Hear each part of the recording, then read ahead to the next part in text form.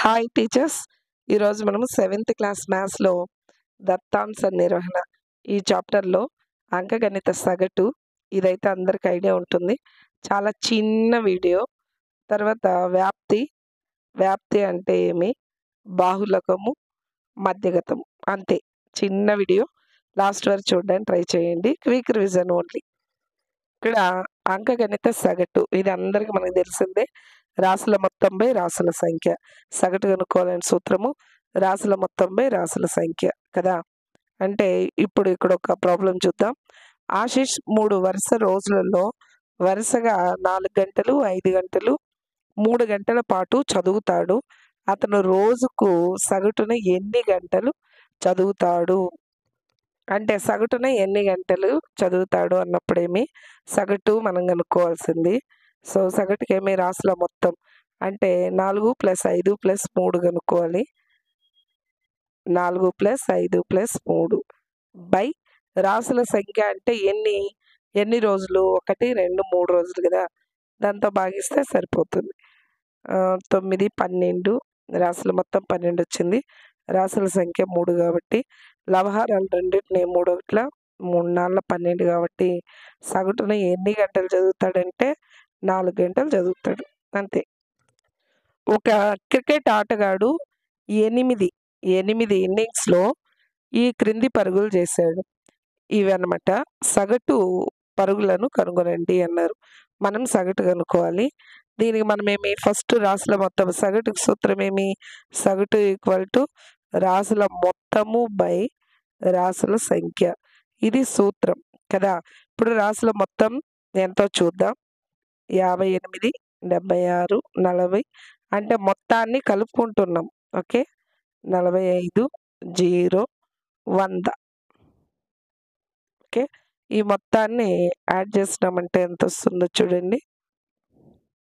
ఇక్కడ చూడండి 5, 5, 10, 18, 24, ఒక 6 కలిపితే 30, 3, 0, ఇక్కడొచ్చి 4, 4, 8, 11, 15, 20, 30, ఇక్కడ 3, 0, 3 ఇది 1, 4. రాసుల మొత్తం ఎంత వచ్చిందంటే మనకి 400 వచ్చింది. రాసుల సంఖ్య అంటే ఇక్కడ 8 కదా. 8 ఇన్నింగ్స్‌లో అది కింద వస్తుంది. ఈ 2 క్యాన్సిల్ చేస్తే 8 1 8, 8 5 40, 0 అంటే దాని సగటు ఎంత అంటే 50 పరుగులు. అర్థమైందా? అంతే. నెక్స్ట్ చూడండి వ్యాప్తి. వ్యాప్తి అంటే ఏమి అంటే అత్యధిక మరియు అత్యల్ప పరిశీలన మధ్య భేదము అంటే వ్యాప్తి ఏమి? గరిష్ట విలువ మైనస్ కనిష్ట విలువ. అంటే ఇచ్చిన వాటిల్లో పెద్ద నంబర్ నుంచి చిన్న నంబర్ని తీసేసామంటే అదే వ్యాప్తి అవుతుందన్నమాట. ఒక ఎగ్జాంపుల్ చూస్తే మనకి ఐడియా వస్తుంది. పాఠశాలలోని 10 మంది ఉపాధ్యాయుల వయస్సు సంవత్సరాలలో ఏ విధంగా ఉంది? అయినా ఉపాధ్యాయుల వయస్సుల వ్యాప్తి ఎంత అని అన్నారు. ఇక్కడ గరిష్ట విలువ వ్యాప్తికి సూత్రం ఏమి?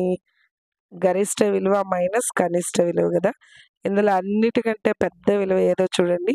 32, 41, 28, 54, 35, 26, 23, 33, 40. ఇందులో 54 అనేది పెద్దది గరిష్ట విలువ అన్నిటికంటే. మైనస్ కనిష్ట విలువ అన్నిటికంటే చిన్నదేది? ఇక్కడ 32 ఉంది. ఆ తర్వాత 26 ఉంది. దీనికంటే చిన్నది 23 ఉంది కదా. సో ఇది చిన్నది. ఇది పెద్దది, పెద్ద నంబరు గరిష్ట విలువ, ఇది కనిష్ట విలువ. 23 తీసేసామనుకోండి మనకి వ్యాప్తి అనేది వస్తుంది. ఓకేనా. 4లో 3 పోతే 1, 5లో 5 - 2 3 అంటే 31 సంవత్సరాలు అనమాట. వ్యాప్తి అంటే ఇక్కడ ఎంత వచ్చింది? 31 సంవత్సరాలు. నెక్స్ట్ బాహుళకము. బాహుళకం అంటే ఏమీ లేదు, తరచుగా వచ్చు పరిశీలన అంశం. తరచుగా వచ్చు పరిశీలన అంశం. ఇక్కడ కొన్ని నంబర్స్ ఉన్నాయి. వీటి బాహుళకం ఎంత అన్నారు. ఎక్కువగా ఏ నంబర్ అయితే రిపీట్ అయ్యి ఉంటుందో అదే దీని యొక్క బాహుళకం. ఇక్కడ చూడండి 1, 1, 2, 3 సార్లు వచ్చింది. 2 ఈడ 1, 2, 3 ఇక్కడ ఒక 2 ఉంది. 4 సార్లు వచ్చింది. 3 ఒకసారి, 4 2 సార్లు వచ్చింది. సో ఎక్కువ సార్లు ఏదొచ్చింది? ఇక్కడొక 2, ఇక్కడొక 2, ఇక్కడొక 2, ఇక్కడొకటి. ఇది 4 సార్లు వచ్చింది. సో దీని యొక్క బాహుళకం ఎంత అంటే 2 ఓకేనా. నెక్స్ట్ ఇక్కడ చూసామంటే దీని బాహుళకం ఎంత అన్నప్పుడు ఇక్కడ 2లు 1, 2, 3 సార్లొచ్చింది. ఇవి 3 అనే నంబర్స్ 2 సార్లు, 4 ఒకసారి వచ్చింది, 5 3 సార్లొచ్చింది, 6 2 సార్లు, 8 ఒకసారి వచ్చింది. అంటే మనకి బాహుళకం అంటే ఏమి? ఏదైతే ఎక్కువ సార్లొచ్చి ఉంటుందో ఇక్కడ 2 అనేది 3 సార్లొచ్చింది, 5 కూడా 3 సార్లొచ్చింది కాబట్టి ఇవి 2 దీనికి ఆన్సర్ అవుతుంది. ఓకేనా. దీని బాహుళకం ఏది అంటే 2, 5 ఓకేనా. నెక్స్టు మధ్యగతము. మధ్యగతము అంటే ఏమంటే ఇక్కడిచ్చిన నంబర్‌లని ఆరోహణ క్రమంలో అయినా రాయొచ్చు. లేదంటే అవరోహణ క్రమంలో అయినా అమర్చి వాటికి మధ్యలో వచ్చే సంఖ్యను దాని మధ్యగతము అని చెప్పొచ్చనమాట. ఆరోహణ క్రమం అంటే తెలుసు కదా! చిన్న నంబర్ నుంచి పెద్ద నంబర్‌కి. అవరోహణం అంటే పెద్ద నంబర్ నుంచి చిన్న నంబర్‌కి. ఓకే. ఇక్కడ 24, 36, 46, 17, 18, 25, 35 యొక్క మధ్యగతం ఎంత అని అన్నారు. దీన్ని నేను ఆరోహణ క్రమంలో రాస్తున్నా. ఫస్ట్ చిన్నది 17 గదా! 17 నెక్స్ట్ 18 తర్వాత 20, 20తో 24 ఉంది, 25 ఉంది. 24, 25 30లో 35, 36 ఉంది. లాస్ట్ 46 ఒకటి మిగిలింది. ఇప్పుడు మనము ఆరోహణ క్రమంలో రాసాము. దీనిలో మధ్య నంబర్ ఏది అంటే ఫస్ట్‌లో ఒకటి, లాస్ట్‌లో ఒకటి ఇలా తీసేస్తూ వచ్చామనుకోండి. లాస్ట్‌లో మిగిలి ఉండేదే మధ్య నంబరు. ఓకేనా. అంటే ఇటువైపు 3 నంబర్‌లు వదిలేసినాము. అటువైపు 3 నంబర్‌లు వదిలేసినాం. మధ్యలో ఉన్నది దీని యొక్క మధ్యగతము అవుతుంది. ఓకేనా. అర్థమైందా? మీకు ఈ వీడియో నచ్చుంటే లైక్ చేయండి. ఓకేనా.